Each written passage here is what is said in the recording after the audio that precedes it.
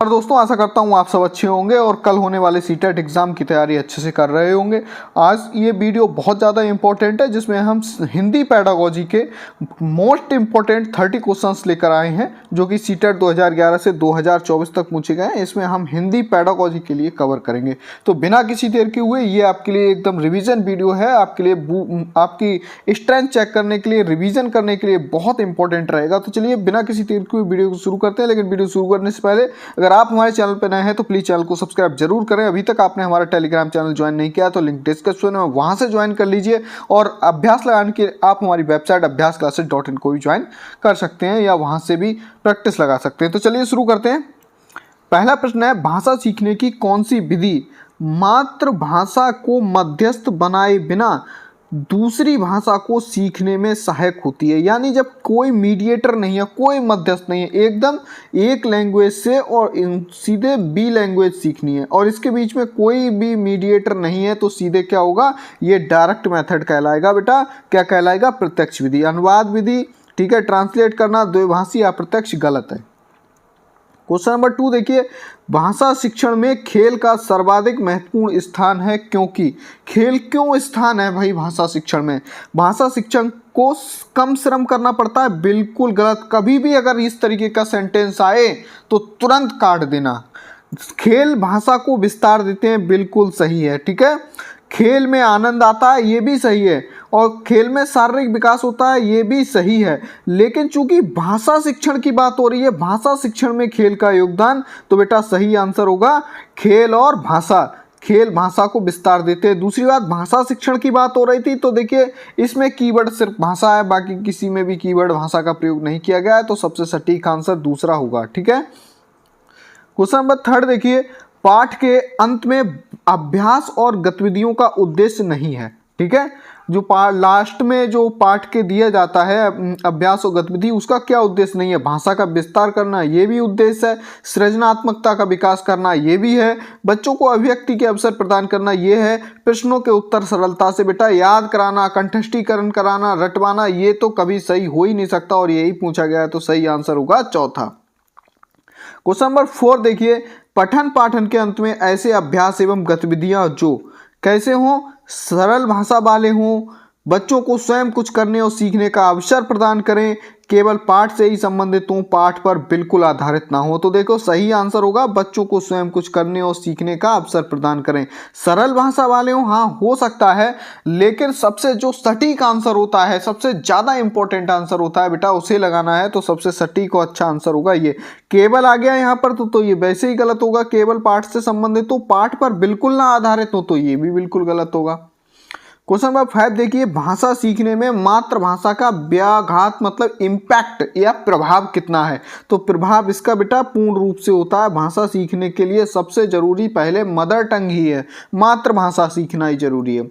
इसके बाद question number 6 देखिए, एक प्राथमिक शिक्षक के रूप में आप सतत और व्यापक आकलन करते समय किसे सर्वोपरि या इंपॉर्टेंट मानते हैं?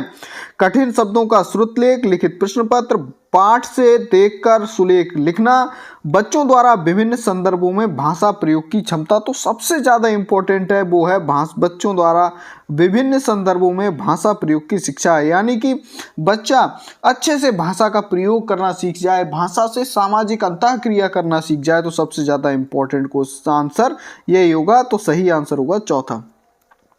क्वेश्चन नंबर 7 देखिए, प्राथमिक स्तर पर बच्चों की पठन पाठन क्षमता का आकलन करने में किस प्रकार की सामग्री सर्वाधिक महत्वपूर्ण है? आतंकवाद पर आधारित निबंध तो हो सकता है, लेकिन आतंकवाद पर आधारित तो ये थोड़ा सा गलत होगा। ठीक है, बाल साहित्य की कोई संवादात्मक कहानी, बिल्कुल सही है। संवादात्मक डायलॉग डिलीवरी वाली कहानी हो। ठीक है, ये सबसे ज़्यादा इंपॉर्टेंट होता है बच्चों को सीखने के लिए, कहानी। और कहानी से कल्पना शक्ति का विकास होता है बच्चे में। ठीक है, तो ये सबसे ज़्यादा इंपॉर्टेंट है।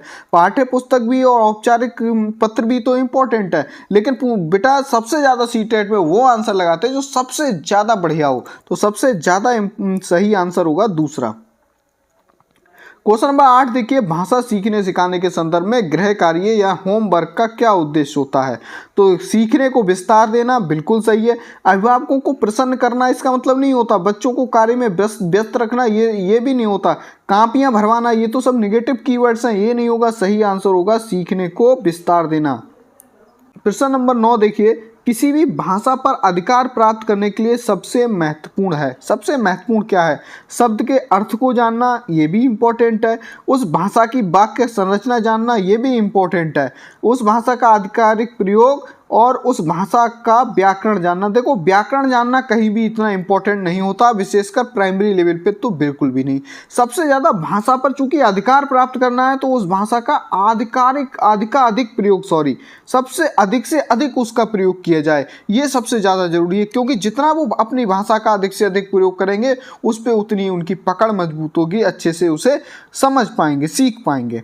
तो सही आंसर होगा सबसे ज़्यादा वो तीसरा। क्वेश्चन नंबर 10 देखिए, पढ़ने की संस्कृति के विकास के क्रम में पठन को प्रोत्साहित किए जाने की आवश्यकता है। तो पढ़ने को सबसे ज़्यादा देखिए कि प्रोत्साहित किए जाने की आवश्यकता होती है वो व्यक्तिगत स्तर पर, यानी प्रत्येक बच्चा, इंडिविजुअल्स, प्रत्येक बच्चा पढ़ना सीख जाए कम से कम, ये आवश्यक है। सस्वर पाठ या मौन वाचन, सामूहिक वाचन इंपॉर्टेंट ये भी है, लेकिन सबसे ज़्यादा जो प्राइमरी ज़रूरत है वो है प्रत्येक बच्चा कम से कम पढ़ना सीख जाए। क्वेश्चन नंबर 11 देखिए, भाषा की पाठ्य पुस्तकों में सबसे महत्वपूर्ण पक्ष क्या है? आकर्षक चित्र, गलत, ठीक है, कला की थोड़ी ना ये बात हो रही है। पाठों का उद्देश्यपूर्ण चयन सबसे इंपॉर्टेंट है। जो पाठों का चयन किया जाए वो उद्देश्यपूर्ण हो। अभ्यासों की बहुलता, ये मैथमेटिक्स के लिए है। कागज की गुणवत्ता है, ये भी इंपॉर्टेंट, लेकिन सबसे ज़्यादा इंपॉर्टेंट बात होगी कि पाठों का उद्देश्यपूर्ण चयन। क्वेश्चन नंबर 12 देखिए, पहली कक्षा में प्रवेश 2 बार लग गया। प्रवेश लेने से पहले आमतौर पर बच्चे पठन लेखन में दक्ष होते हैं, बिल्कुल गलत है। स्व अभिव्यक्ति जानते हैं, यानी अपने बारे में और अपने परिवार के बारे में जो देखते हैं वो उसके बारे में वो आसानी से बोल देते हैं, बता देते हैं। तो स्व अभिव्यक्ति जानते हैं। व्याकरण नियम जानते हैं, गलत। तुतलाकर बोलते हैं, गलत, ठीक है। 30 नंबर क्वेश्चन देखिए, प्राथमिक स्तर पर पढ़ने की क्षमता का आकलन करने की दृष्टि से सबसे अधिक महत्वपूर्ण क्या है?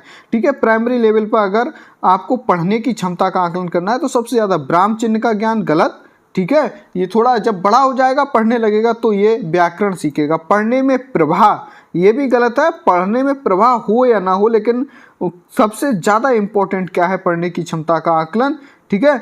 अर्थ का निर्माण और वर्णों की पहचान। तो सही आंसर होगा अर्थ का निर्माण। मीनिंग समझे वो बच्चा, ठीक है, जो पढ़ रहा है। इसका मतलब ये नहीं है वो मीनिंग ना समझे, ठीक है, कम से कम ये जरूर समझे कि जो पढ़ रहा है उसका मतलब क्या है। 40 नंबर क्वेश्चन है, व्याकरण शिक्षण की आगमन विधि की विशेषता। बेटा, आगमन विधि में पहले देखिए उदाहरण देते हैं और उसके बाद नियम बताते हैं या सूत्र बताते हैं, नियम या सूत्र।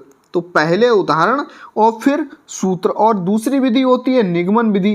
तो निगमन विधि में उल्टा करते हैं बेटा, पहले नियम और सूत्र बताते हैं और बाद में उदाहरण देते हैं। तो पहले जो नियम और सूत्र और बाद में उदाहरण देते हैं उसे मैथमेटिक्स में प्रयोग करते हैं निगमन विधि, और व्याकरण शिक्षण में सबसे पहले आगमन विधि का प्रयोग करते हैं, ठीक है।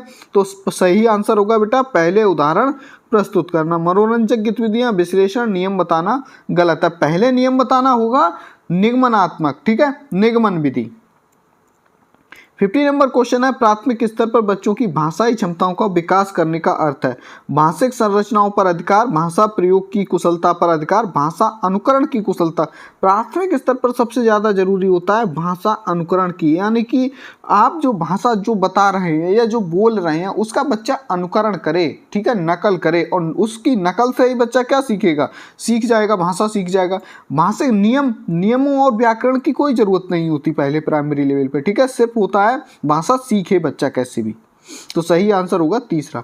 60 नंबर क्वेश्चन देखिए, भाषा की कक्षा में कहानी सुनाने का मूल उद्देश्य क्या है? ठीक है, कल्पना शक्ति का विकास करना। मैंने पहले ही बताया था एक प्रश्न में कि कहानी का सबसे ज़्यादा इंपॉर्टेंट बात होती है कल्पना शक्ति का विकास। बच्चों में सुनकर दोहराने की आदत का विकास, अनुशासन में रखना और मनोरंजन करना। हाँ, कुछ हद तक मनोरंजन करना, अनुशासन, ये हो सकता है, लेकिन सबसे ज़्यादा इंपॉर्टेंट है बेटा वो है कल्पना शक्ति का विकास। 17 नंबर क्वेश्चन देखिए, भाषा सीखने का उद्देश्य है। तो भाषा सीखने का उद्देश्य क्या है कि आप प्रत्येक स्थिति में भाषा का प्रयोग कर पाना, ठीक है, आदेश निर्देश दे पाना और सुन पाना। ये है तो, लेकिन मात्र इतना ही जरूरी, सिर्फ आदेश और निर्देश दे पाए तो ये जरूरी नहीं है सिर्फ इतना ही, बल्कि किसी भी स्थिति में किसी भी परिस्थिति में भाषा का प्रयोग कर पाए, वो आंसर सबसे बढ़िया होगा। दूसरों की बातों को समझ पाना और अपने मन की बात कह पाना, अगर दोनों एक साथ लिखे होते तब तो मानते ये ऑप्शन सही हो सकता है। चूंकि ये दोनों एक ही पक्षीय हैं, वन डायरेक्शन की बात कर रहे हैं, तो ये इतना अच्छा नहीं होगा। सही आंसर होगा पहला। क्वेश्चन नंबर 18 देखिए, बच्चों के भाषाई विकास में समाज की महत्वपूर्ण भूमिका होती है, ये विचार किसने। देखो समाज शब्द आ जाए, मैंने लेव वाइगोत्स्की के वीडियो किए हैं, उसमें मैंने बताया समाज, क्योंकि लेव वाइगोत्स्की ने कौन सा सिद्धांत दिया है, सामाजिक संज्ञानात्मक विकास का सिद्धांत। तो समाज आ जाए, भाषा आ जाए बेटा, तो ये सीधा सीधा पहुंच जाता है लेव वाइगोत्स्की। 19 नंबर क्वेश्चन देखिए, विद्यार्थियों का भाषाई विकास समग्रता से हो, इसके लिए सबसे उपयुक्त अनुशंसा क्या होगी। तो इसका सही आंसर होगा भाषा के विविध अवसरों की उपलब्धता। आज जहां विविध अवसर की बात आ जाए बेटा, वो पॉजिटिव कीवर्ड माना जाता है, यानी बच्चों को जितना ज़्यादा अवसर देंगे, खोजबीन के अवसर दें, ठीक है, पर्यावरण से सीखने के अवसर दें, ये जो देंगे वो सबसे पॉजिटिव आंसर होता है। ठीक है, शब्दकोश विश्वकोश के प्रयोग की ये इतना इंपॉर्टेंट नहीं है, सतत व्यापक आकलन और सर्वोत्त पाठ्य पुस्तकों की। तो सबसे सही आंसर होगा दूसरा। 20 नंबर क्वेश्चन देखिए, भाषा की कक्षा में भाषाई खेलों का आयोजन मुख्यतः, ठीक है, किसके लिए होता है। भाषा सीखने की प्रक्रिया में स्वाभाविकता लाता है, आकलन का काम करता है।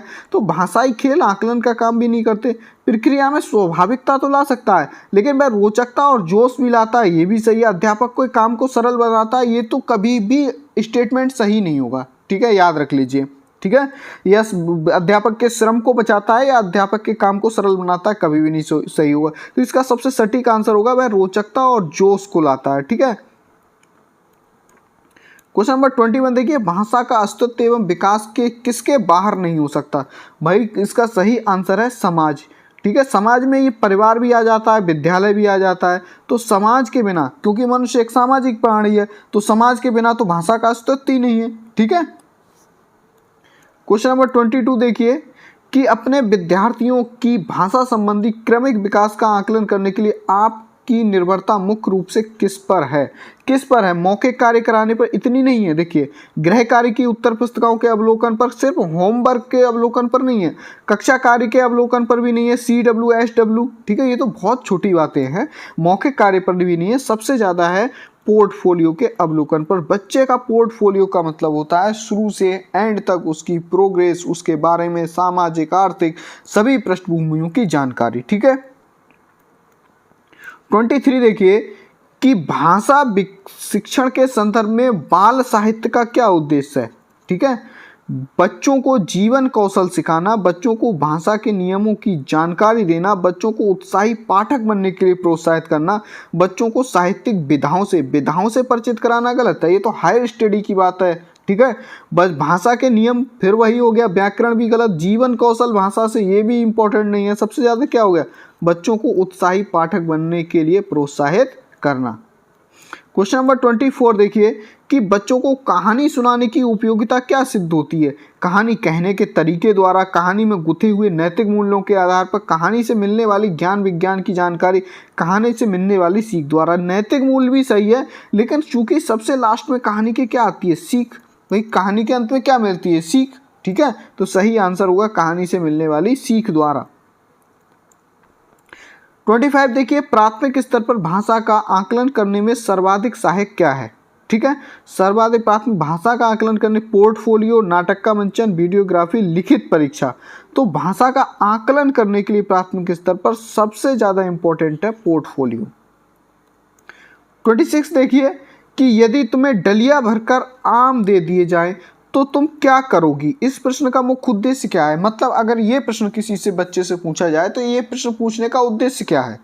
बच्चों के अनुभव और चिंतन को स्थान देना, बच्चों की मौखिक परीक्षा लेना, बच्चों को गणित की ओर प्रवर्तित करना, बच्चों को नए शब्दों से परिचित कराना। ना तो नए शब्दों से परिचित कराना इंपॉर्टेंट है, ना इसमें कोई इतनी गणित की बात है, ना मौखिक परीक्षा लेना। सबसे ज़्यादा चीज़ होती है हम ऐसे प्रश्न दें जिसमें बच्चे की थिंकिंग इम्प्रूव हो। तो जो क्या होगा, बच्चों के अनुभव और थिंकिंग को स्थान मिलेगा। ठीक है, बच्चे डिफरेंट तरीके से हर बच्चा सोचेगा, अगर मुझे डलिया भर के आम दिए जाए तो मैं क्या करूँगा, तो उनके जो ओपिनियन होंगे बच्चे के वो सभी के अलग अलग होंगे। तो थिंकिंग पावर डेवलप करना। 27 देखिए, भाषा शून्य में विकसित नहीं होती। ठीक है, विकसित नहीं होती, यहाँ तक है स्टेटमेंट। इसका शैक्षिक निहितार्थ है कि भाषा सीखने के लिए क्या अनिवार्य है। शून्य में विकसित नहीं होती यानी अगर आपको कोई बच्चा अगर बिल्कुल कहीं जंगल में छोड़ दिया जाए जैसे ही उसका जन्म हो, तो वो जो मनुष्य की भाषा है वो कभी नहीं सीख पाएगा। और इसी प्रकार आप देखिए, जो जिस परिवेश में रहता है यानी जो जिस कंट्री में रहता है वहाँ की भाषा सीखता है। यानी सबसे ज़्यादा इम्पोर्टेंट होता है इसके लिए सामाजिक अंतःक्रिया। जैसे समाज में रहेगा, जैसी भाषा होगी वो वैसे ही सीख जाएगा। ठीक है, विद्यालय की पढ़ाई लिखाई, भाषा प्रयोगशाला और पारिवारिक संवाद इंपॉर्टेंट नहीं है, इसलिए भाषा शून्य में विकसित नहीं होती। ठीक है, उसके लिए कुछ ना कुछ सोशल इंटरेक्शन की सबसे ज़्यादा ज़रूरत होती है। 28 देखिए, पढ़कर समझना कुशलता का विकास करने का सबसे कम महत्वपूर्ण है। पढ़कर समझना जो कुशलता है इसका विकास करने में सबसे कम महत्वपूर्ण क्या है? कहानी का अंत बदलवा देना। ठीक है, कहानी पर आधारित व्याकरण समझना, ठीक है, समझाना, कहानी को अपनी भाषा में करवाना, कहानी पर आधारित प्रश्न बनवाना। आप कहानी पर आधारित प्रश्न बनवाना ये तो बहुत कुशलता है। कहानी अपनी भाषा में कहवाना यानी उसका सार संक्षेप करना ये भी बहुत इंपॉर्टेंट है। कहानी पर आधारित व्याकरण बहुत कमज़ोर। ठीक है, प्राइमरी लेवल पर व्याकरण की इम्पोर्टेंस नहीं है। ठीक है, कहानी का अंत बदलवाना ये बहुत इंपॉर्टेंट है, क्रिएटिविटी है। तो सही आंसर हो जाएगा यहाँ पे दूसरा। 29 देखिए, जब बच्चे भाषा से भिन्न कोई विषय पढ़ते हैं तो वे साथ साथ भाषा भी सीखते हैं। बिल्कुल सही है। मैथमेटिक्स पढ़ रहे हैं तो उसमें इबारती प्रश्न होते हैं, तरीके के प्रश्न होते हैं। ठीक है, तो उसमें क्या हो रहा है, उनकी भाषा का इम्प्रूवमेंट हो रहा है। साथ साथ परीक्षा की तैयारी करते हैं, गलत परीक्षा शब्द कहीं दिख जाए वही नेगेटिव कीवर्ड है, तुरंत काट देना है आपको। केवल अवधारणा केवल दिख जाए वो भी गलत होते हैं बेटा, नेगेटिव कीवर्ड्स हैं। 30 नंबर, भाषा सीखने सिखाने में आप किसे सबसे अधिक महत्वपूर्ण मानते हैं? तो फिर वही प्रश्न आ गया, सामाजिक अंतःक्रिया को। ठीक है, आशा करता हूँ वीडियो आपके लिए हेल्पफुल रहा होगा। अगर हेल्पफुल रहा हो और अभी तक आपने हमारा चैनल सब्सक्राइब नहीं किया तो प्लीज़ कर लीजिए। चलिए मिलते हैं नए वीडियो में, तब तक के लिए जय हिंद, वंदे मातरम।